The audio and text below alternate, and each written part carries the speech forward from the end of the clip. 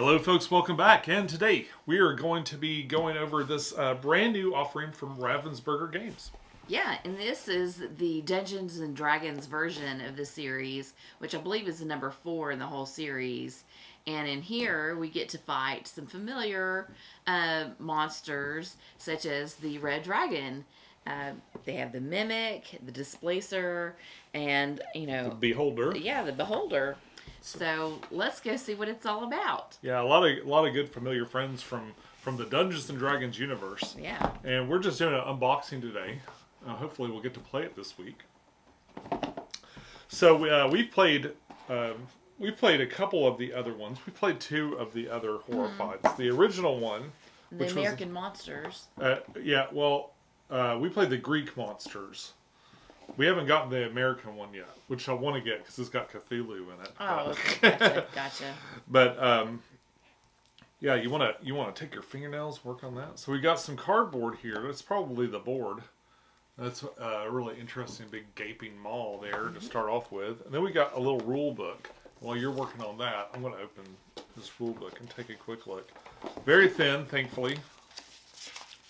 So let's take a quick look here. We've got a nice little table of contents. Typeface is nice and big. Brief explanation. This plays in a very similar way to the old one, in that you'll be drawing cards for the beast actions every round, and then doing your own. Looks like the rule book is with the rules parts is just around 9 pages, and it's a lot of examples in here, so it's not just a hard read. I think you'll be able to get through that pretty quick. Let's take a look at this board. Is that the board? Ooh, yeah. Take a look at that. Oh, wow. Ooh, nice and colorful. We'll expand this out so we can just kind of take a quick Of course, look. that's the back of it. Here you go. Oh, yeah. Oh, it's upside down. So this works a lot like the other ones, but it's got these little portals that'll shoot you over to different areas and stuff. So it's not quite as straightforward as the other ones that had just a solid path that would lead. Right, you're in 4 different sections, and some are connected, but you have 2 pathways that are specifically, this is the only way you can get back and forth until you come to this side. And again, you have that portal in there. But you got Waterdeep up here. Again, all the very familiar Dungeons and Dragons themes. You've got to go to these layers and kind of unlock the layers and figure out who's in there and stuff. So it's really interesting. I'm wondering how many mechanisms kind of carried over from the other versions of it. It definitely has its own take on a couple of things. The other thing that's unique about this one is your character's powers are variable, and you'll have to roll a dice to kind of actually see what your ability is that on any particular round. So we got a bag here with some stuff. But you still have characters and items to collect and move around. These must be like the puzzles for the different bad guys. There's the Mimic here, and the Beholder. Woo! He looks angry. Yeah, he's a really mean monster in Dungeons and Dragons. And the Red Dragon. I think the Red Dragon is kind of like a nexus thing. Like you always use the Red Dragon, and then you mix in some other things. I'm not sure if that's the case, but I think that's the idea behind it. And the Displacer Beast, which is really neat. And we've got a card here for, it says the Red Dragon's Horde, which probably is part of his puzzle and how he works out. Yeah. All right. So those are the little bad guy things, very similar to the old ones, the ones we've seen before. Holly, you want to work on that plastic there? Let's take a look at these miniatures and dice and stuff. We got these. There's a lot of standees in these games. So we've got some standee stands, like colored ones for the players, and these clear ones are for the little characters that'll pop up. Like I said, this game does include a D20, which is very familiar. If you're a Dungeons and Dragons person, you probably can't imagine D&D without a D20 of some sort in the mix. And they've got a nice little glittery red one here. We have these familiar from Horrifed games dice with little bangs on them and stuff. These are a nice red color. And this game does have miniatures. They are real chunky, flexible miniatures. These aren't really the kind of miniatures maybe you would paint or just finally acceptable as board game miniatures, especially at this price point and stuff that we're at. But here they are. Kind of fun. Like I said, these aren't super nice miniatures, but they are really cool for the price. Don't think I'll be pulling these out to paint, but they're neat to look at. And if you wanted to paint these, you could probably paint them up and then look all right. I don't usually paint the soft plastic ones like this.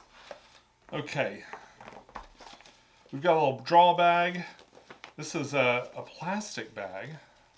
A little Velcro here, but it's plenty good for what its purpose is, which is going to be to draw tokens out. Keeps moisture out. Yeah. Oh, okay. Or some of them, anyway. These are a little different than.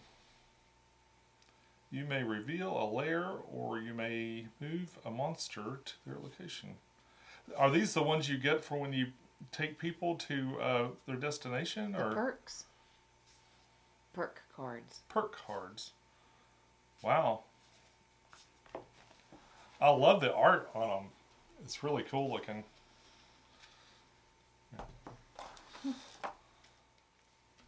And we got another set of cards.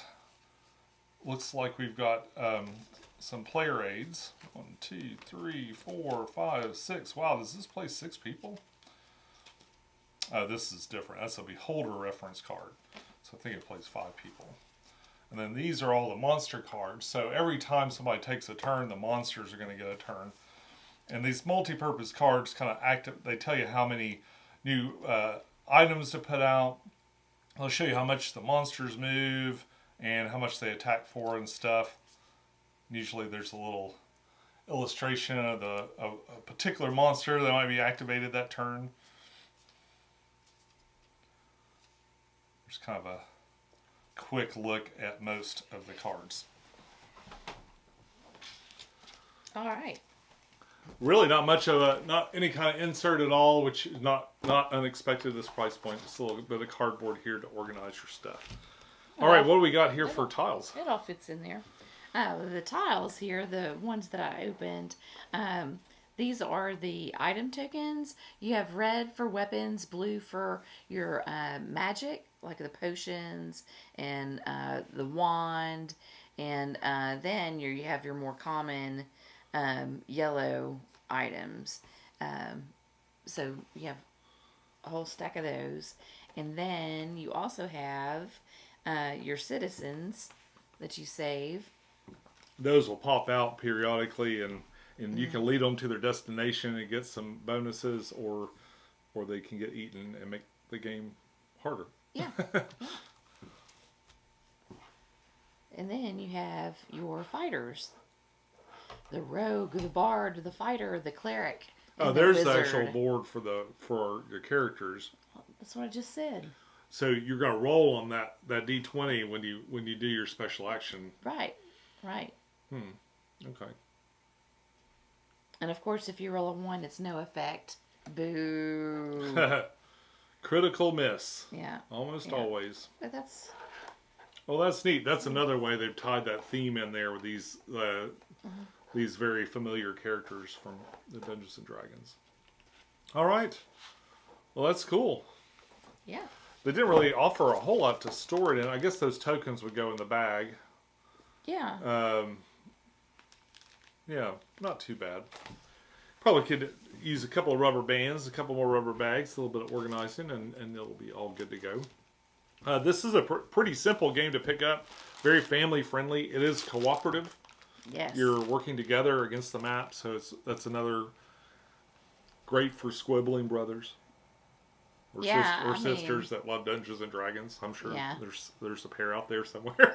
Yeah. I love Dungeons and Dragons. Yeah. Horrifed has, in general, been a fun game anyway. Yeah. I think so. I've always enjoyed the ones we've played so far. So I'm looking forward to this one. But, you know, I'm not a huge knowledge person of Dungeons and Dragons. But I know a lot of people are. And, you know, I enjoyed the movie. I don't know, but it is kind of fun to see all the characters and everything. But you that's don't have not to crucial. be a Dungeons and Dragons aficionado to love this. I'm only sort of, I don't know. I know about stuff like this because it's all adjacent to other things I like. Like, I'm not a huge Dungeons and Dragons fan, but I for sure was going to get one of these Horrifieds with a dragon in it. And, and I really liked the Displacer Beast in the movie. I'd never played a game that had one of those or anything. And the Beholder's an old favorite, you know. So all these old monsters and some great new puzzles and stuff and ways to work it out. This game is one of those games that, and I can't speak to the specific one because we've only just pulled it out of a box, but in the previous Horrified games, it was like kind of a cozy game in that it wasn't super high stress or anything. It isn't extremely easy. Like you do. No, we've lost before. Yeah, you do have to think about your moves and you have to be careful and stuff. And there is strategy. It really, but it's not so hard that you're really exhausted at the end. You know, so I like that it's not an exhausting game, but it is challenging. Yeah. So and family friendly and good. It's a good rainy day game to pick up. Yeah. I definitely love it. And I'm looking forward to playing Horrified. Maybe we'll play this on the channel. Let us know in the comments down below if you would love to see a playthrough or any more content for this. Okay? All right. Folks, that's all we got for you this time. Until next time, enjoy your games. We'll see you soon. All right. Bye. Bye.